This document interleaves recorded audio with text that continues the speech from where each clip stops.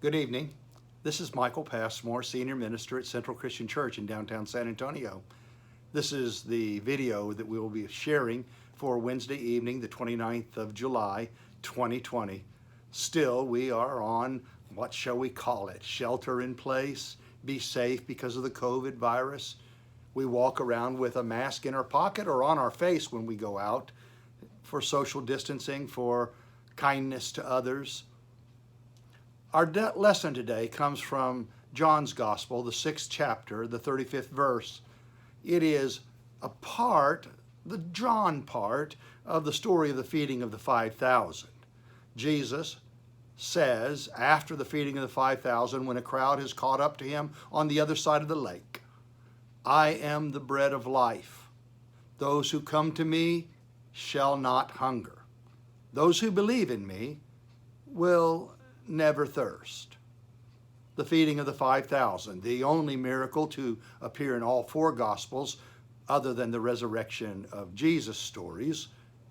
The crowd sees the disciples go on without Jesus because Jesus has gone off to visit the birthing place of miracles, a time of prayer. He joins the disciples and walks on the sea in John's Gospel.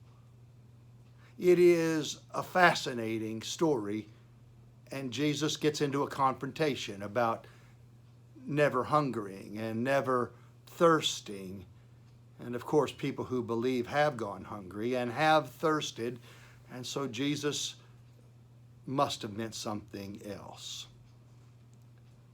An old friend of mine, Dr. Leonard Sweet, who is a professor, now emeritus at Drew University, wrote in one of his devotionals, I believe it was in a sermon titled Finger Food, a wonderful thing about food and eating that I want to share with you as an interruption and a step into Jesus saying, "I am the bread of life." Leonard Sweet starts his sermon by saying, sticks, forks, fingers. Three ways that people eat food in our world. Most of the people on earth eat food primarily with their fingers.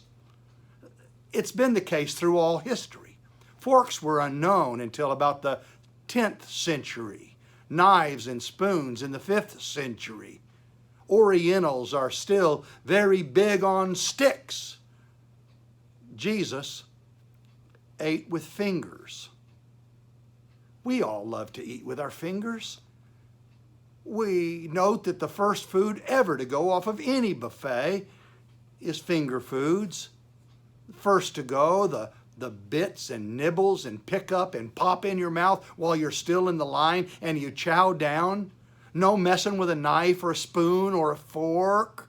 Finger food, hors d'oeuvres, tapas, dim-sum, poo-poo. No matter the shape, a Chick-fil-A nugget, French fries, those little stuffed ones and the barbecued sausage, and fast and easy to eat. Many are very time-consuming to make, but well worth the effort. So much to watch one bite at a time, one savor of flavor next to another. It's so much better than just throwing the pot roast in the oven and waiting for the chicken to come out. Eating goodies one bite at a time, why is that so good? Maybe we are brought back to our pre-memory babies and early accomplishment as a toddler, as little ones learn how to use that wonderful gadget that God has given us, the opposable thumb. Watch them. These little ones try to pick up a Cheerio or a goldfish or a Kix off of the tray of the high chair, or better yet, the floor. Their eyes light up with delight as they maneuver around and finally get that thing they covet and find their mouths victory, food, life, and more. This bread, I am the bread, is my body broken for you. This cup, the promise in my blood that takes away sin, life-giving food for the soul. It's just not the same by yourself.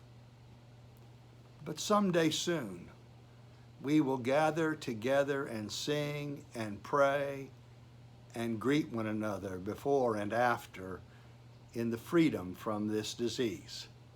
May we pray that we will not be hungry or thirsty because the presence of Christ is in us. Thank you for letting me share with you today.